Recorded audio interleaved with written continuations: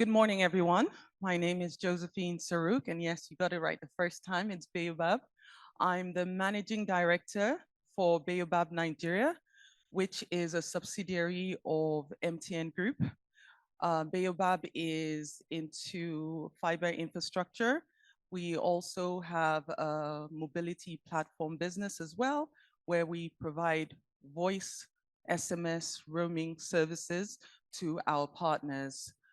Baobab's focus is on ensuring that we continue to provide access to digital services within the African continent, and the plan is to continue to roll out as much fiber infrastructure across Africa as possible.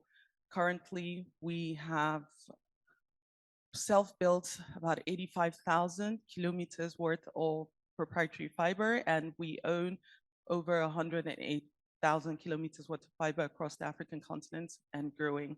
So our business is about connecting Africa. Thank you.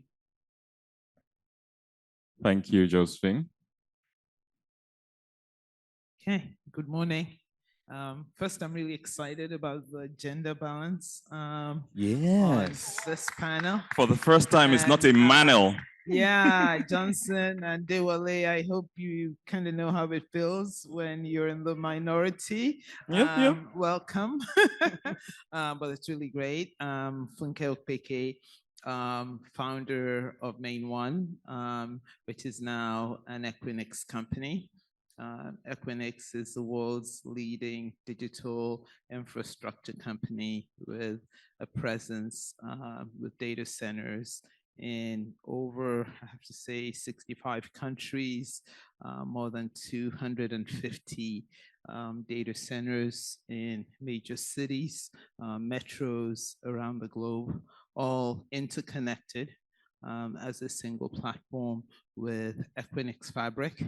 And we are delighted to have brought the Main One platform into that global ecosystem as of April last year, when Main One was acquired by Equinix. MDXI are our data centers. We have launched a partnership with AMSIX, in addition to the partnership we had with IXPN to deepen the interconnection ecosystem. Been big advocates for pairing in region with a presence here with those two, with the GICs in Ghana, with civics in Cote d'Ivoire, and interconnection to other West African countries. And just really delighted to be here with everyone. Pleasure to have you here. Thank you, Funke. Over to you. Morning, everyone. I'm Nikki Pupola from WIOC Group. You would have heard a lot about what we do from Dr. Tunde Koka yesterday, so I won't go into too much because you've heard it all before, but just again, for the benefit of those of you that weren't here yesterday, we're all about connecting Africa via the cable systems, as well as our data centers. We have the data center business under the banner of OADC, which is capably led by Dr. Koka. Our data centers are in Nigeria, in South Africa, and soon DRC and other countries to come. And in addition, we are looking to connect as much as we can of the continent. Well, sub-Saharan Africa, that is. We're going country by country, but I'll leave that to later. Over to you. Yeah, Johnson. Good morning, all, and it's good to be in the minority, madam. Yep. I am enjoying it. So, my name is Johnson Agaboa. I work for a company called Kasi Cloud. We're here in Lekki. We're building sustainable interconnection and data center co-location and we are focused on Nigeria for now. And what we're doing is working really hard to accelerate cloud region in West Africa, starting here in Lagos. So we are building at scale. Most of what you hear from us and hear from me in particular is how do we enable the hyperscale operators? How do we encourage our ecosystem, local and international, to really embrace scale in Nigeria? It's about time. So I'll be talking a lot about it. On the personal side, I really enjoy doing a greenfield, and Cassie is a greenfield. It allows us to think, design from scratch, to think products from scratch, to think consumption from scratch, to think overall engagement of our broad ecosystem from scratch. And that rethink, I think, is good for all of us. We stand on the shoulders of people like Funke, and I'm a big admirer, so I'll put it out there. Thank you very much, Johnson. Okay, there was a little bit of laughter there. Something you said, Johnson. Big admirer. Okay. Right, so here we've got Baobab doing multi-country stuff, Equinix as well, WIOC. Johnson is building, he likes to build from scratch, he says. I'm sure that some people don't agree that you should build from scratch. Perhaps, what are the challenges with building from scratch? I'll kick it right back to you, Johnson, even though you're still building, right? So what are the unique challenges you see in Nigeria? You've been in this environment for a bit now. How would you compare it with your experiences elsewhere? Yeah, Nigeria is a difficult but immensely rewarding market with over 220 million in population, 18% of Africa's population or probably more, punching above its weight with almost 30% of internet traffic in Africa. And we haven't even gotten started. So it's a hugely attractive market for all of us. And with such attractive markets, you're going to have challenges. And it's not necessarily in the places you think about. I think streamlining all the abilities, to build rapidly, permits, licenses, etc., is a challenge, but walking through it is really important because we take lessons on how to get better, right? The other one is power, because if you're in the digital infrastructure business, computers run on power. Chipsets don't sleep. And it has an interesting effect on the grid because it's base load, right? Which means it's constant. So beginning to work with various power sources and transmission companies on how to adjust to what's yet to come is important. And there's a huge, economic opportunity there for the rest of the country to participate. I think we'll get into a number of others, but the one that I will highlight is what impacts everybody from, a small business run out of a wheelbarrow, hopefully not with those taxes, to the biggest companies, right? I think the economic policy and the stability of FX and because, it allows us to talk differently to investors because digital infrastructure costs money. So I'll throw it back at you. All right, thank you, Johnson. So I picked power, and you mentioned how there's an effect on the grid. I've been in several conversations over the course of this week, and people say, oh, South Africa is at X megawatts. Nigeria is going to be doing X times whatever megawatts, and we'll probably overtake South Africa.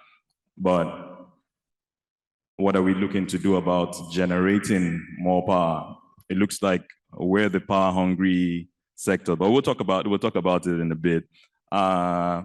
To my right, now, both of you have operations in multiple countries. Main one, now Equinix, has multi-country operations. Funke, what's your experience been like building digital infrastructure if you'd compare what we have in Nigeria to the neighboring countries where you have operations, Cote d'Ivoire, Ghana? I think, as Johnson said, Nigeria is big, complex, and difficult. So when you look at Ghana and Cote d'Ivoire, smaller markets, smaller economies, but I mean, I would say the degree of red tape that you have to go through is also somewhat considerably less. So everywhere, dealing with government for permits, licenses, kind of regulation and structures and frameworks is something you have to deal with, and has its own challenges. But I would say in those markets, there's considerable recognition for the opportunity to drive economic development with investment in infrastructure. In Nigeria, it's not that it is not recognized, but you still have the red tape. And I think to the extent that ICT has grown as a portion of our GDP to close to 16%, and you do have big players in the sector, I think government agencies across the board focus more on there's money here and getting their share of it upfront, rather than encouraging companies actually providing the right incentives to invest and then deriving revenues from the jobs that are created, the payroll taxes, the value-added taxes, the output taxes, so to speak.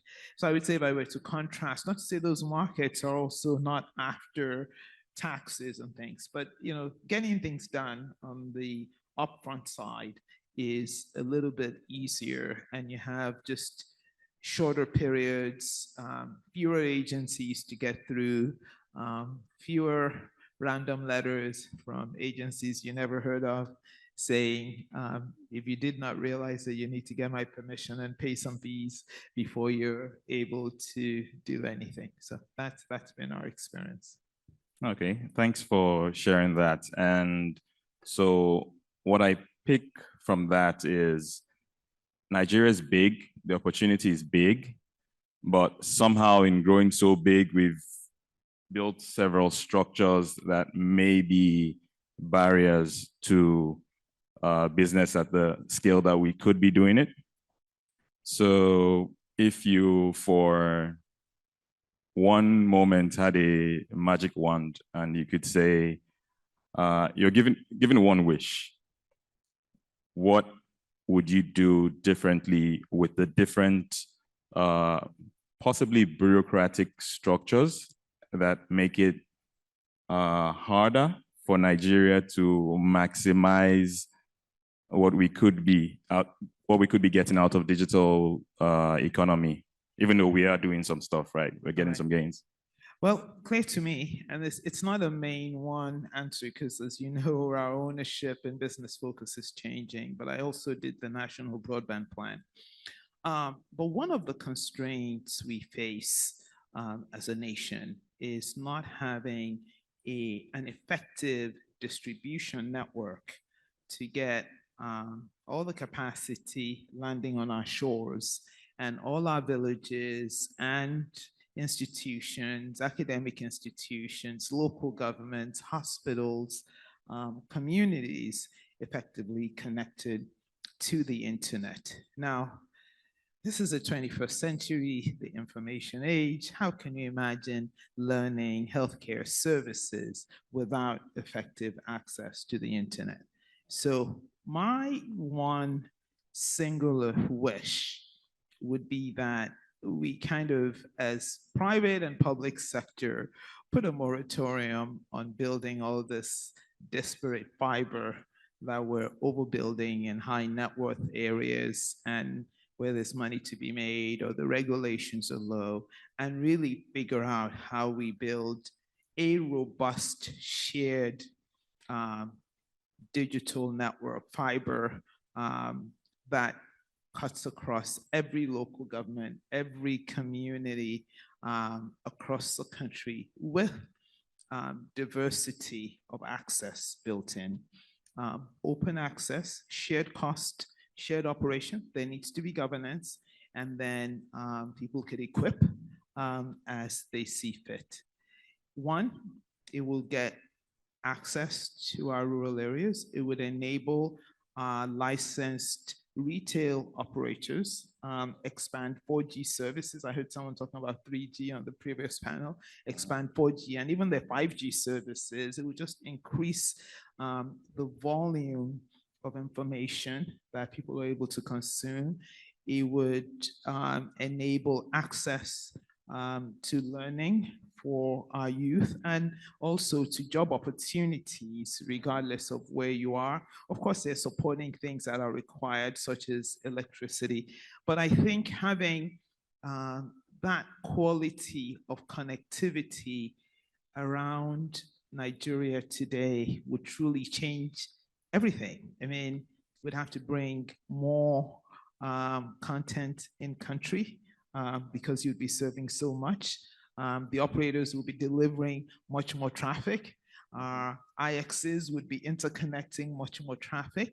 And then also for Nigeria, we'd be able to serve the region or more of Africa, because everyone sees Nigeria as a natural hub.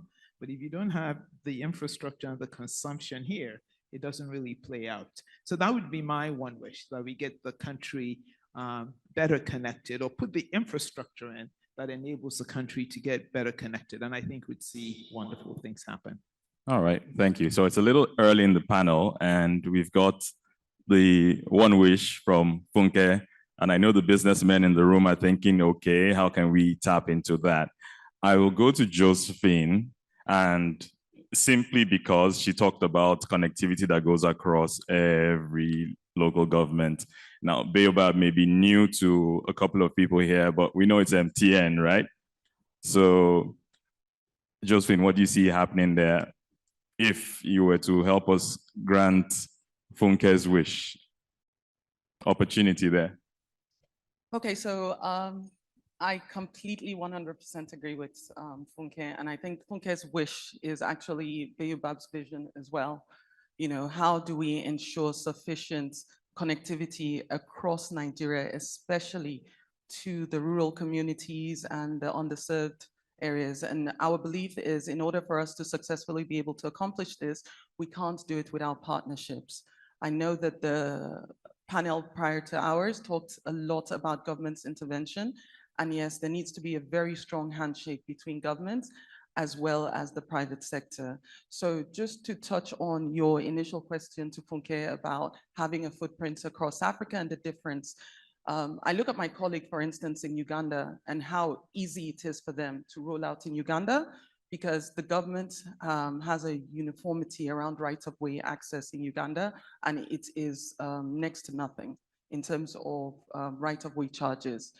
That, for instance, is an example of something that we need to look at in Nigeria. And whilst I do know that the Governors Forum is looking at ways of making this easier, the chairman of the Governors Forum, Abdurrahman, did talk about it as well earlier in the week with regards to what they're trying to do to ensure uniformity of right of way. I think these sort of initiatives and putting policies in place that will actually encourage the states to work with federal government in ensuring that there's uniformity around right of way access across all the major states.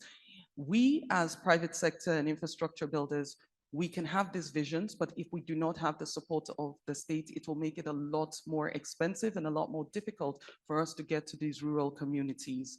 I believe that it is necessary to start to look at how we can jointly work with the government in achieving their 70% and possibly more in terms of broadband access across the country, and not just to focus on the major cities where we feel that it's commercially viable, because where we look at today and say may not be commercially viable, once you start to provide digital services into those rural communities, you will start to get a lot more international investment coming to those areas as well. So as Baobab, our plan is to partner as much as possible, enable ISPs, which again was discussed in the earlier panel. How do we support the ISPs to be able to roll out their services at a cost-effective way to the various rural communities without having to focus on just metro within major cities like Lagos, Port Harcourt, Abuja, Kaduna, which has seen majority of the focus to date. We need to start getting into areas where we're enabling young children or young adults who are very digitally savvy and who in their little village can log in online and start to learn how to code and contribute as well in their own little ways. So for us, we're partnering with the likes of Microsoft as well, but also partnering with a lot of my colleagues sitting here. So we're partnering with Main One as well. We're partnering as well with WIOC. And the more of the subsea cables that land on the shores of Nigeria, the more capacity we can get into the country.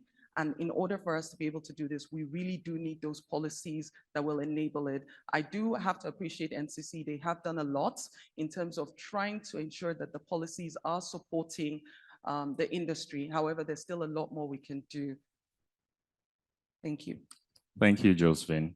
You talked about partnerships and enabling the environments where other ISPs or ISPs can go to rural areas. I'd like to know if any of those partnerships also enable ISPs within urban areas that are currently served. Now we hear of people saying, oh, there are rural areas where connectivity is not great. But even in urban areas, there are days when my son struggles with his homework and we're more dependent, right? So we still feel, even though we're in an urban area, we're not served enough. How do we balance that? Is that for me? Yeah, Josephine, just to you. So again, I think this ties somewhat to Funke's earlier response about ensuring that we are able to have the right sorts of partnerships within these areas in order for us to provide better service. Now, the more fiber you have across even the metropolis like Lagos, Port Harcourt, Abuja, the major cities, the better experience you're going to have. So one of our focus is, for instance, to ensure that we're able to have fiber to most of the sites. And you would be surprised that as of today, less than 50% of base station sites are fiberized. So how do we get fiber to those locations? That is one of the things that will also help with these experiences. Then also looking today at some of the challenges we have in Nigeria, which granted you do have it across Africa, but I think because of the sheer size and complexity of Nigeria, it is significantly worse. And that is providing security around fiber routes as well. The sheer number of fiber cuts we have in this country on a daily basis is significant. And until we're able to put some level of redundancies in terms of security support along fiber routes, we will continue to have a lot of these challenges. I think for me, one of the things that can help is probably making telecommunication infrastructure also seen as government assets, right? So when you look at, for instance, electricity is seen as a government asset. And so the repercussions of trying to vandalize the infrastructure for electricity is humongous.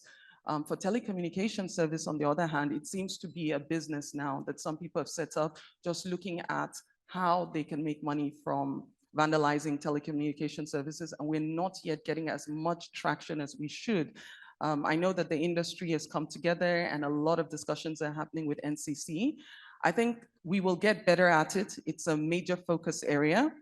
However, we continue to put more fiber on the ground and creating more redundant routes to ensure that these experiences are great for our customers. But we also do need to look at the security layer of things. I think once we're able to get that in place, we will start to see the level of experience that you're speaking to, and a lot more investments, obviously, in infrastructure, the telecoms infrastructure, which is something we're very committed to over the next couple of years. We will continue to invest in this country and the infrastructure to support growth. 5G is obviously a focus area for most of the MNOs, and until we are able to provide as much fiber to the sites, it will continue to be difficult for us to be able to get that penetration. But that is the goal, to get as much penetration as possible and continue to increase the bandwidth so that you can have those great experience in urban areas as well. All right, thanks, Josephine. Nikki, now, Okay, go on. you had a thought. No, it was I just wanted to echo what the other panelists had said, and so much of what they said resonates with what we do, all about partnerships, all about government buy-in and whatever. Things are challenging, but then again, I look back at what Nigeria was like 20 years ago, and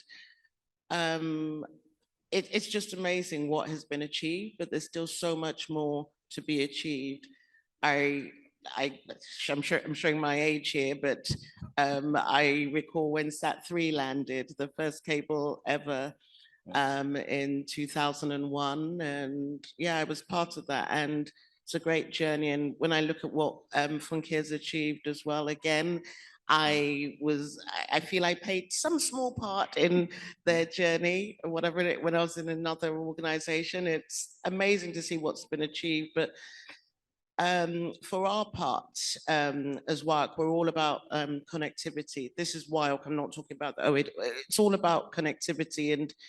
And with Nigeria, we have done a lot, but I won't say it's a success story as yet. We still have a long way to go. My dream is for us to replicate what we've been able to do in South Africa, to do that here. There are many challenges, but with the right partnerships, as Josephine has said, we work with Josephine, MTN, we work with Funke, and I'm sure Johnson, once you're on board, will be working with you. We all need to work together. And we need to have one voice. In South Africa now, we have over 200 POPs, 26 edge data centers. I would like to see that replicated here when we look at the size of Nigeria versus the size of South Africa. So I'm hoping we're talking about many, many more edge sites in Nigeria. The country needs it. You were saying about access. Nigeria is not unique in many ways. I'm sure I've told this story to many people before. My home is, I live in a village in Oxfordshire in the UK, and I was telling people it was only in 2019 that I got broadband in my home. Prior to that, I was lucky if I had 2 meg. And it's just because it wasn't considered cost effective, but we need the government to put the right regulations in place to perhaps, we need to work together and talk and perhaps impose some rules for operators and of course the right of way issues. So anyway, yes. Okay, so you're not going to get off easy by saying it's not yet a success. We know that there's successes. Almost everybody here. No, I'm talking about, no, I'm not saying Nigeria. I'm saying from my point of view, as our organization, we have many successes, but I will be happy when we have replicated what we have done in South Africa. Nigeria is a huge success story.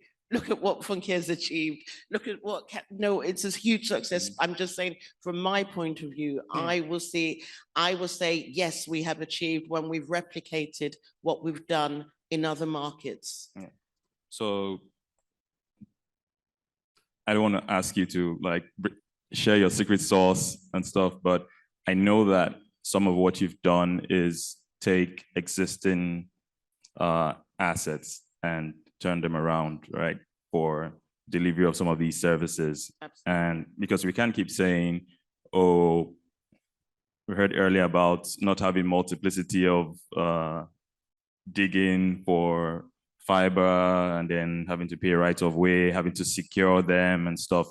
Is there anything you'd like to share about how you found it, going the route of not building 100% and taking some of what's existing? Maybe there's some lessons there that people can use in their own small environments, like to get to market faster.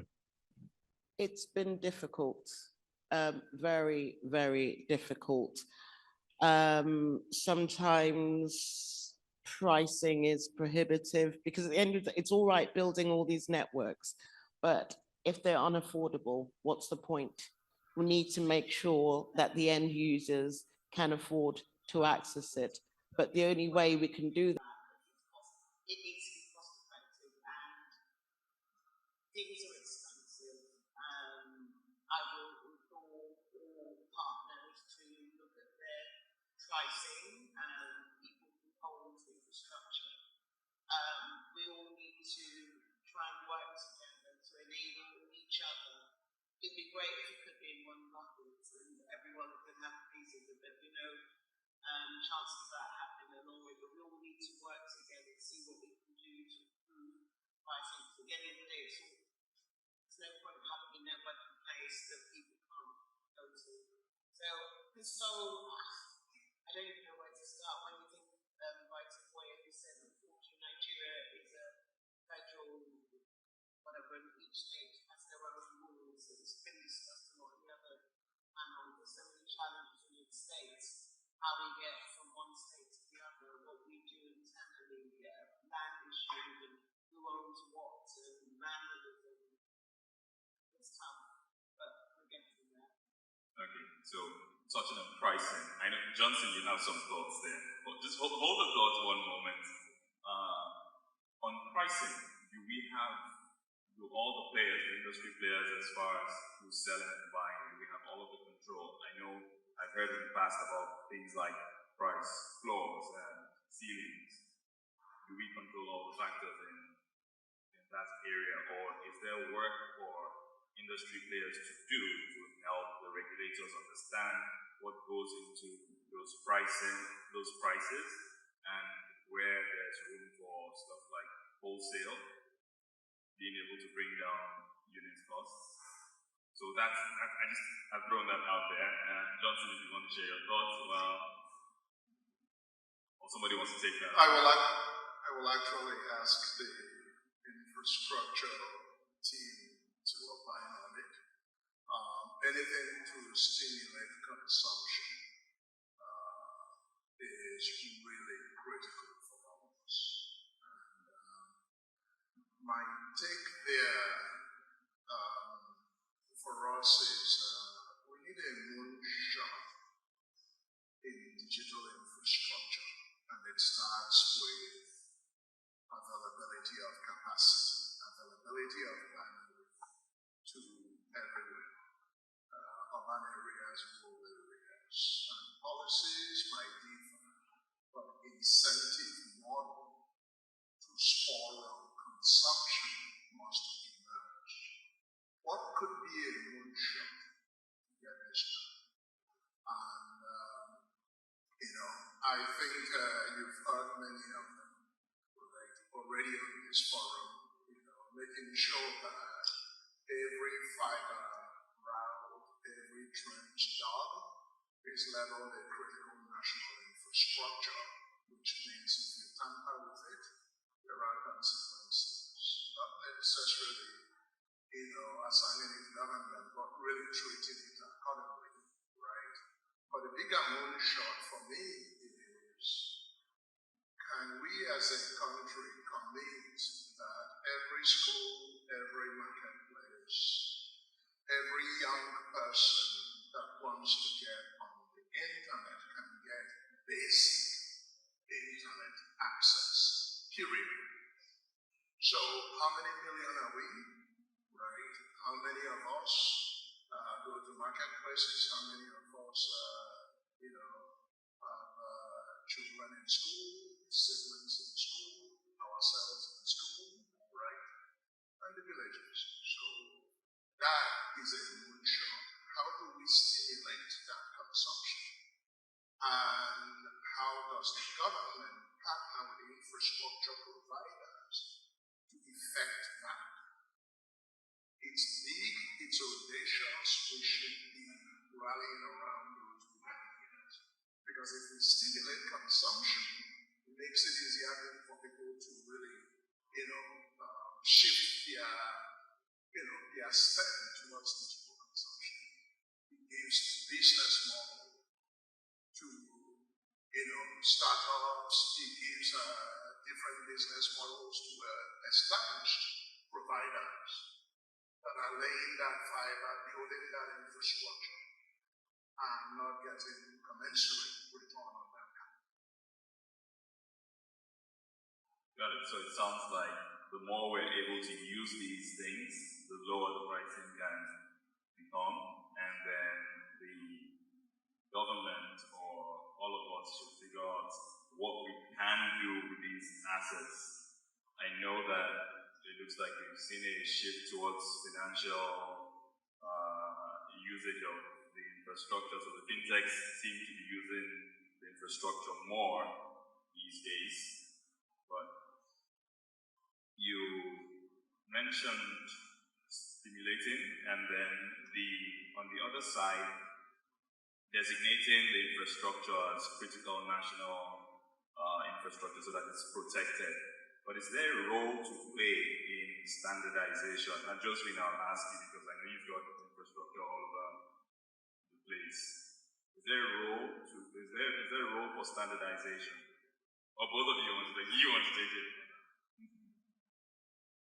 Really, I'm not clear on standardization, but I know one of the things that came out of the national broadband plan, several of us here were on the panel, Mr. Rudman, myself, and there were many others, was actually that, we put it back to the NCC, we created a database of where all this infrastructure is, that the NCC or a regulator that's designated create a database. And so that serves as a reference, and we use the experience in other countries where same exists, what people you did, whatever. So as governments are awarding contracts for roadworks, or people are doing personal construction projects, there's a recognition that there's infrastructure in our roadways and in our public places, and that information is readily available, not proprietary to any company, but just readily available, and contacts are available so that adequate protections and functional things. So that was the approach that was recommended in the National Broadband Plan. And of course, that critical locations, I think there was a program, I don't know how effective it has been, with the, I think it's NSCDC, to protect those